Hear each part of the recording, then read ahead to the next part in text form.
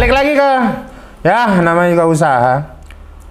Kali ini kita ngobrol agak panjang karena tadi cukup menarik mengenai bagaimana environmental, sustainable, dan governance yang berkaitan sama sustainable development goals ini rupanya memang harus diiringi sama ada future leader. Ya. Gimana itu bangun mereka future leader? Karena saya jujur orang yang agak skeptis dengan para Gen Z anjing ini. Iya, kalian tuh pinter, I know. Kalian punya akses ke segalanya, tapi mereka nggak punya endurance. Aku pernah ngobrol sama temen dan idenya adalah kayaknya nih para Gen Z harus diikutin diklat PA atau diikutin wajib militer semua gitu loh. Biar mereka tahu bahwa hidup itu emang yang nggak segampang itu. Kalau misalkan kepentok ya nggak selamanya mental health gitu kan. Kalau misalkan dia kena critical moment ya harus dilewatin dan kayaknya mereka harus punya survival rate yang lebih tinggi daripada yang sekarang. Nah, bagaimana Pak Irsyad membangun leader-leader ini agar 2045 yang selalu dibilang Indonesia emas oleh Gibran dan rombongannya tidak lagi jadi Indonesia emas tapi beneran Indonesia emas, itu gimana tuh? Oke. Mungkin dari perspektifnya kita coba lihat dari sisi Gen Z-nya dulu. Maksudnya biar kita bisa ngerti biasnya mereka juga ya. Sebenarnya kalau aku ngelihat mereka kasihan juga loh, Pak. Kenapa kasihan? Karena mereka udah hadirkan dunia yang udah kadung kompleks. Gitu. Zaman kita dulu enak, Pak. Kita nggak ke-distract sama sosmed ini segala macem. Jadinya kita mungkin bisa lebih... Ada Friendster dulu. Friendster.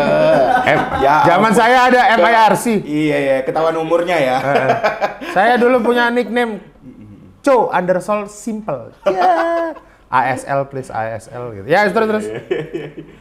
Coba nanti kasih ilustrasinya ya, biar Gen Z tahu tuh MIRC itu apa, Friendster itu apa. Nah, lanjut. Cobaannya berat mereka itu. Mereka lahir dalam keadaan dunia yang udah super kompleks kayak begini, ada rapid development yang itu nggak pernah terjadi di zaman kita mungkin, atau mungkin di zaman sebelumnya dan lain sebagainya. Rapid development. Oke. Jadi itu juga ya sebenarnya jadi ini ya bernilai negatif juga ya somehow ya. Sustainable growth itu malah justru kepingin growth yang pelan, Pak. Sustainable growth itu kepingin growth yang lebih slow. Tapi yang terjadi di dunia sangat cepat sekali growth-nya. Cepat banget gitu. Nah, rapid growth inilah yang akhirnya membuat kita overconsumptions inilah yang akhirnya membuat distress kalau aku bilang ya. Gitu. Kita jadi banyak banget distress di sekitar kita itu gara-gara overconsumption. Termasuk overconsumption social media, overconsumption ini yang itu memacu anxiety bla bla bla gitu ya, omongannya sekolah lah ya. Jadi anxiety. Zaman saya namanya bukan anxiety, Pak. Zaman saya namanya tolol. Terus oke. The things yang zaman kita mungkin nggak se-fierce zaman sekarang lah ya. Itu tuh yang dihadapin mereka gitu. Jadi ada dua sudut pandang kalau gitu. Yang sudut pandang pertama adalah bagaimana orang-orang yang memang punya objektif untuk membuat dunia ini lebih baik dengan sudut pandang bagi orang-orang yang pengen membuat dirinya dulu baik, baru orang lain baik. Nah itu gimana tuh? Maksudnya kan mereka yang kamu bilang sebagai future leader ini dirinya harus memang udah selesai kan? Betul. Terus how? Betul. Itu program. Itu program nggak sih? Future leader ini program. Jadi sustainable future leaders, hopefully memang kita pengen bantu mereka ya untuk understand kalau ini loh keadaan sekarang itu kayak begini loh. You have to survive with this. Nah, kita nyiapin mereka untuk survive with that gitu ya. Nah, memberikan wawasan ini itu segala macam, bekerja sama dengan sekolah-sekolah dan lain sebagainya yang memang punya visi yang sama ya gitu. Nggak sekedar cuma nilai-nilai akademik dan lain sebagainya, tapi juga ngebangun itu tadi spirit untuk bisa tough ya kan, endurance dan lain sebagainya gitu ya. Yang itu memang ya semakin terkikis lah sekarang ini ya. Nah, kalau gitu keadaan yang ada gitu. Serapan terhadap SDG ini apakah juga akan menyerap tenaga kerja? Hopefully banyak banget green job yang akan lahir. Hopefully ya, karena sorry apa green job? Green jobs. Jadi pekerjaan-pekerjaan hijau yang dulu nggak ada, sekarang ada. Persebaya? Bukan. Itu Green Force. Oke. Green job katanya. Ini apa hulak atau green gimana? job. Nah, itu ngapain itu green job itu ngapain? Jadi pekerjaan-pekerjaan kayak kami, contohnya ya. Kan kami ini bisa dibilang ESG konsultannya perusahaan-perusahaan. There is any money there? Hah? Any money there? Of course. Gitu. Mahal Pak pakai jasa kita Pak. I know. Ya, Tapi siapa yang who paid? Siapa yang bayar? The big corporations. Karena mereka Ada banyak dana di luar sana yang ready untuk masuk.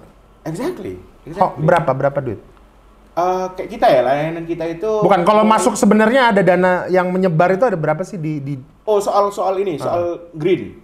Oh, ini nih datanya adalah dari Bloomberg, PYC, you name it, banyak ya. Dari berbagai sumber, angkanya hampir sama.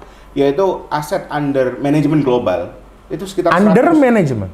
Under AUM, aset under management. Yang belum di manajemen tuh berarti? Under management berarti udah di manajemen. Oh, udah di manajemen, maksudnya ini duitnya orang-orang, duitnya investor-investor. Yang ready to invest? Ready to invest di seluruh dunia. Itu kalau kita hitung, semua totalnya itu 100 triliun US dollar. Dari 100 triliun US dollar, Pak, itu sekarang sudah 30 triliun US dollar yang merupakan ESG aset. Artinya 30 triliun US dollar ini nggak boleh diinvest kecuali ke perusahaan-perusahaan yang mereka ESG. Ya comply. Dan ini ke depan triliun dollars. Triliun dolar lagi. Nah, ini ke depan, Pak, itu akan naik terus dari 30%, jadi 40%, jadi 50%, 60%, sampai nanti itu proyeksinya bakal semua aset di dunia itu harus ESG base. Karena kalau itu nggak ESG base, berarti ya dia nggak aman. IKN ESG nggak? Berusaha. Jawabnya agak diplomatis. Berusaha tapi belum. Kebetulan Profesor Iman itu juga membantu ESG expertnya di sana. Oh, jadi IKN itu juga menerapkan ESG. Iya, karena kan ngapunten ya Pak Jokowi ya. Kenapa ngapunten? Tenang aja. Kan investasinya kemarin nggak laku, ya nggak banyak. Supaya laku investasinya, Prof. Renat Kasali itu bikin ESG committee buat IKN. Prof. Iman jadi salah satu expertnya. Oke. Yang bantu ini statement yang masuk. Soalnya nggak. Yang katanya investasinya ada, rupanya enggak. Jangan-jangan karena ESG-nya memang belum clear. Dan itu terjadi nggak cuma di IKN, Pak. Tesla bolak-balik Pak Luhut itu terbang ke Amerika, bolak-balik pulang pergi, tapi ya Teslanya nggak invest di sini. Karena tidak ada ESG. Karena ESG-nya di sini jelek gitu. Apa artinya mobil listrik di Indonesia berjalan, tapi listriknya ngecasnya pakai batu bara, sama aja bohong. Benar. Betul ya. Betul ya. Yang harusnya kedua, pakai sabut kelapa. Boleh. Iya kan? pakai ini beras merah juga bisa kayaknya ya. Enggak ada energi di situ. Oke, lanjut. Nah, terus contohnya lagi kayak Apple. Apple invest cuman berapa triliun rupiah kan? Bukan dolar loh, triliun rupiah loh ya. Itu pun buat kantor. Itu pun cuman buat Apple Academy kan. Iya, bukan buat pendidikan. Bukan buat assemblingnya di sini. Bukan buat pabrik gitu. Jatuhnya ke Vietnam malahan kan. Sama alasannya Tim Cook, alasannya Apple, ESG-nya di sini belum ready, Pak. Nah, berarti pertanyaannya adalah harus dari mana nih kita mulai nih nyiapin biar ESG-nya di sini ready. Menurut aku paling gampang ya udah, kalau generasi yang lama-lama ini susah buat comply, yang muda-muda aja. Gitu. The second atau the next generation ini harus yang jadi pioneer untuk mereka itu jadi sustainable future leader. Belajarnya di mana kalau gitu? Bisa di luar negeri, kayak saya waktu itu ke Yale University of US tentang sustainable investment and sustainable business. Di Indonesia apakah sudah ada akademinya atau ada pendidikannya atau hanya covernya doang? Terus terang kalau spesifik ke ESG, karena profesornya yang pertama itu dari UNER, Profesor Iman, mungkin ya kita baru satu-satunya lighthouse yang spesifik tentang ESG ya. Kalau tentang SDG banyak Pak, Trisakti, UI segala macam ngomongin semua SDG. Tapi kalau spesifik tentang ESG, yang baru punya Center for ESG Studies, yang kita ini, center kita ini Pak, itu kan punya big data. Big datanya dikonsum oleh 200 kampus yang lain. Jadi kan biasanya kan kampus gengsi ya, pakai teknologinya dari kampus lain ya. Ini enggak Pak, teknologi kita saking diperlukannya. Saking diperlukannya, kita ini udah dipakai sama 200 kampus di seluruh paling Asia banyak Pasifik ya. Oh enggak. Kali. Dan ada ribuan mahasiswa yang menggunakan data ini untuk penelitian, dosen dan lain sebagainya. Di sisi yang data yang dipakai buat penelitian ini juga kita pakai buat bahan consulting kita tadi gitu. Oke. Nah, data ini menarik, Pak, karena data ini mencakup data semua hal tentang ESG-nya perusahaan-perusahaan di dunia dan di Indonesia. Nah, Oke, harusnya ini menjadi core pembangunan Indonesia ke depannya. 5 tahun ke depan dengan presiden baru ini kan yang saya anggap akan menjadi lucu, harusnya kelucuannya akan berkurang apabila memang menerapkan ESG dengan benar. Tapi yang saya paling menyenangkan tuh sebenarnya dari ESG is not the environmental, karena banyak orang Indonesia yang pendidikan rendah buang bungkus rokok juga masih sembarangan gitu. Masih nggak nyampe. Masih jauh. Ngomongin sustainable juga kayaknya masih nggak nyampe. Tapi paling gampang sebenarnya dan bisa diterapkan dan berimpact pada mereka sebenarnya governance ya kan. Bagaimana tata kelola yang baik gitu. Bagaimana KPK tidak lagi korupsi. Biar kok KPK yang korupsi? Biar nggak nipu, biar nggak investasi bodoh. Benar kayak gitu-gitu kan banyak yang terjadi kan sebenarnya. Itu bisa diterapkan dan harusnya menjadi garda depan untuk pembangunan Indonesia. Exactly. Minimal tata kelolanya dulu lah beres. Apakah sudah terlibat? Ataukah mereka masih menganggap ini sebuah hal yang utopis yang Siapa ini maksud pertanyaan? either government, either swasta, either kalau government ya kita tadi udah bantu-bantu ya banyak ya. Kita bantu di beberapa kementerian lah. Kayak di Ministry of Foreign Affairs gitu. Kita kemarin bantu gimana Bu Retno ini. Bu Retno Marsudi, kita bantu gimana Kementerian Luar Negeri itu bangun kerjasamanya dengan luar negeri berbasis ESG. Karena investasinya anyway juga dari luar negeri. Ini kan? beruntung loh kita dapat bintang tamu yang cerita kayak gini nih. Biasanya saya cuman gibah jadi di konten ini. Sekarang kita ngomongin tentang hal yang lumayan berguna buat negara ini. Terus di Kementerian UMKM kemarin kan Pak Teten datang juga ya Pak ya. IPO yang acara saya share ke Bapak gitu. Nah, sekarang IPO-nya UMKM itu IDX juga menyaratkan harus ESG. Sorry, IPO? UMKM. UMKM ada yang IPO? Akselerator buat itu loh, IPO akselerator itu loh. Oh iya.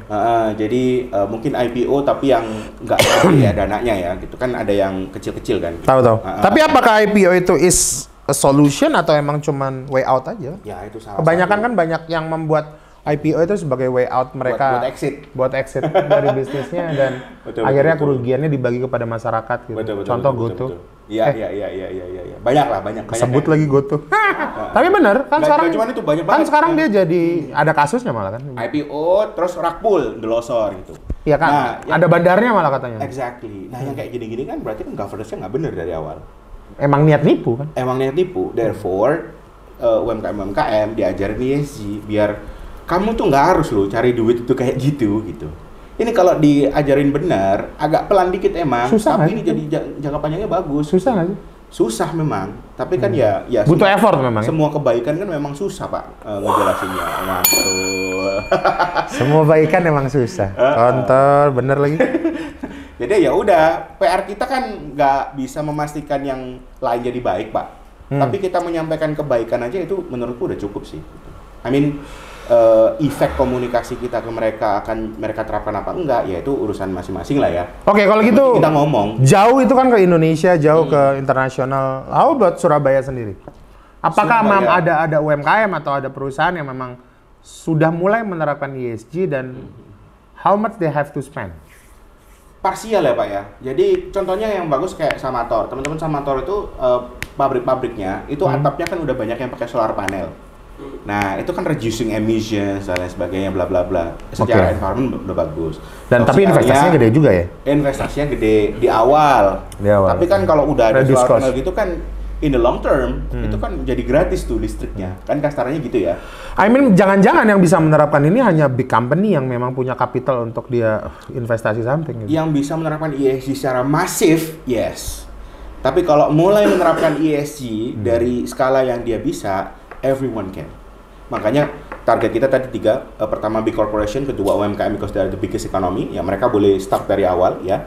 Yang ketiga yang paling penting sebenarnya ini supaya memberi insentif kepada keduanya. Ini adalah government, politicians. Kita punya target gimana caranya mereka juga bisa comply atau punya wawasan ESG, yang future leaders-nya tadi itu ya. Punya wawasan aja. Berarti selama ini nggak punya wawasan? Ya ada yang lumayan berwawasan, tapi kan kebanyakan enggak gitu ya. Ya terus terang aja lah Pak ya. Nah jadi ya minimal kayak kita tadi bantu di kementerian-kementerian, kita bantu di government body. Kejauhan loh kementerian, kalau dinas? sebenarnya dari kementerian nanti kan turunnya ke dinas, harapannya begitu. Tapi kan selalu cekcok tuh antara program dinas sama program kementerian. Otonom ya. Gitu. Karena kan sekarang udah otonom. Ya tetap kayak di kota Surabaya sendiri kan sudah mulai menerapkan sustainable tourism buat kota lama. Pelan-pelan kan minimal itu gitu kan. Oke. Terus ada yang lain. Sebenarnya kita juga punya inisiatif bikin ESG Compendium-nya Surabaya. Jadi itu kayak bisnis-bisnis yang nerapin ESG itu dibikin jadi satu buku, Pak, ESG Compendium. Kayak Mendota kan ada kompendiumnya ya. Nah, ini ada kompendium. Iya, ada kompendium, isinya adalah bisnis ESG di Indonesia ya. Di Surabaya gitu. Yang ini nanti bisa jadi komitmennya pemerintah Kota Surabaya. Iki loh, aku ngapain nih loh gitu. Jangankan yang ESG, Direktori UMKM aja sampai sekarang saya belum tahu kayaknya. Ya, karena mungkin datanya terlalu besar. Kalau yang ESG kan mungkin lebih sedikit. Anda positif dan optimistik sekali ya? Exactly. Saya tuh orangnya skeptis. Kan itu bisa dicari celahnya, Pak ya. Nah itu harusnya bisa disisihkan beberapa dana APBD untuk misalkan melaksanakan program ini. Sekarang belum ada berarti ya? Belum ada, tapi kita kemarin udah sounding ke Kepala Dinasnya Investasi, Pak Hefli, Kepala Dinasnya Perdagangan, Bu Dewi ya kalau nggak salah ya. Dan itu nanti diinisiasi sama HIPMI dan Kadin, Pak, harapannya. Ketum Denny udah setuju, Mas Andi Matalati udah setuju, hopefully nanti ini... Itu yang disebut orang-orang yang gua kenal lagi. Gak bisa gua serang bangsat, pengen gua serang padahal. Tapi ya whatever lah. Loh, Ketum kan environment kan yang iya benar. Mas Andi juga sejak ngobrol sama kita tentang ESG, beliau juga akhirnya sering bawa narasi ESG sekarang loh. Iya sih, oke. Nggak jadi gua serang lagi ah. Tadi rencananya pengen gua serang. Oke. Terakhir kalau gitu, how big perubahan yang akan terjadi bagi negara ini terhadap hutang dan terhadap peningkatan ekonomi kedua, dan yang ketiga mungkin terhadap peningkatan penurunan nilai kemiskinan. Oke. Karena kan yang terjadi di Surabaya nilai kemiskinannya 3 tahun terakhir menurun. Bukan karena kemiskinannya menurun. Oh, standarnya dikurangi. Tapi standarnya dikurangi. Anjing. Semua juga bisa. Kalau menurunkan standar kemiskinan, menurunkan angka kemiskinan juga bisa. Tapi itu kan trik karena mereka kesulitan mencari cara menurunkan nilai pengangguran dan kemiskinan. Nah, pengaruhnya ESG ini terhadap itu bagaimana sih? Karena ESG ini risk mitigation buat perusahaan supaya lebih sustainable ya. Dan karena risknya kecil, akhirnya investasi lebih gampang masuk. Investasi ini menurutku solusi buat yang utang tadi. Yang pertama, Pak ya. Karena formatnya bukan utang ya. Formatnya bukan investment. Okay. Kalau utang ada risk yang berbagi bersama. Kalau utang pun, Pak, utang yang berbasis ESG itu lebih low ininya, interestnya. Jadi benefitnya ESG itu nggak cuma 3% kayak fintech ya per bulan. Jauh lebih turun gitu. Iya. Oke. Nah, jadi masalah utang bisa kita selesaikan dengan ningkatin equity ratio-nya sehingga utangnya lebih kecil. At least kualitas lu naikin, I invest on you gitu. Exactly gitu. Okay. Nah, yang kedua adalah tadi soal ekonomi ya. Kalau misalnya investmentnya udah deres, kemajuan ekonominya itu ya bakal lebih cepat. Soalnya contoh Surabaya, 20 tahun terakhir peningkatan ekonominya mau pemerintahnya ada apa enggak 5-7%. Iya. Nah, karena sudah autonomous ya. Iyalah, mau ada kepala daerah apa enggak juga ekonominya juga segitu-segitu aja. Drivernya menurutku kalau banyak dana masuk, kita bisa berbuat banyak. Kan kita nggak bisa berbuat banyak karena nggak ada duit, Pak. Betul. Ya? Betul. Kalau duitnya banyak, ya mau ngapain aja bisa gitu. Mau bikin tram lah, apalah, bodo amat gitu kan. Bisa lah gitu lah ya. Dan formatnya investasi. Formatnya investasi. Dan kalau investasi semuanya masuk, banyak betul. Dan tidak bodong. Kalau bodong kan bukan ESG ya, Pak ya. Oke. Nah, kalau investasi masuk, kemajuan ekonomi terjadi, maka bisnisnya makin banyak, penyerapan tenaga kerja akan juga makin banyak, green jobs dan lain sebagainya itu makin banyak, kemiskinan bisa turun karena orang-orang yang nggak dapat kerja bisa bekerja. Untuk yang unskilled pun juga akan terdampak. Minimal kalau nambah pabrik ini kan butuh lebih banyak tenaga satpam fisik lah, terus yang pokoknya yang ini ya, yang low skill gitu, bahkan yang nggak pakai otak lah ya, betul. Pakai tenaga minimal. Masalahnya di Indonesia kan sekarang kita ini skipping ya, Pak ya. Loncat. Oh, oke. Revolution-nya itu terlalu loncat dari agriculture langsung ke jasa gitu. Manufacturing ini nggak kuat, akhirnya penyerapan tenaga kerjanya nggak bagus. Kita langsung loncat aja ke jasa gitu. Nah, ini loncat ini bahaya gitu karena nggak selesai nih masyarakatnya nih gitu. Pokoknya pengangguran sekarang banyak banget kan gitu. Oke, Gitu, Anco iki aku agak langsung mikir 2 kali bahwa kayaknya ada masa depan deh gitu. Kayaknya ada solusi deh buat negara ini agar tidak konyol lagi gitu.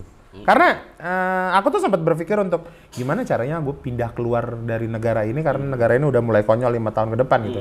Tapi mendengar narasi mengenai ESG kayaknya ada harapan deh. Walaupun kecil ya, kita masih baby step. Cacok! Tiwas tak munggah anu harapan nih. Terus walaupun kecil ya harapannya ya gitu. Ya. Nggak apa-apa kan nanti bisa jadi besar, Pak. Maksudnya kan begitu. Kan kita kipasin terus kan biar gede kan. Ya namanya juga usaha ya. Namanya juga usaha, Pak. Betul. Terima kasih Mas Irsad. Thank you. Kita akan ngobrol lagi ke depannya dan mungkin teman-teman yang tertarik buat ngobrolin tentang ESG, SDG dan hal-hal yang berhubungan sama tata kelola, sustainable, environmental dan ekosistemnya bisa langsung follow Mas Ijat dan di ijat_ijat group. Sosokan gini. Anda kira ini apa? Silet? Bukan dong. Oke, thank you very much. Kita ngobrolin ini tuh hal yang menjadi menarik. Gue jadi buat dua segmen, tapi harapannya ini bisa nyentil para penguasa di Indonesia sehingga ini bisa jadi solusi buat investasi IKN daripada lu naikin PPN, PPH, dan Tapera. Jangan lupa like, subscribe, dan komen sepedas mungkin di namanya juga usaha. Bye, bareng saya Amit Asario. Ciao.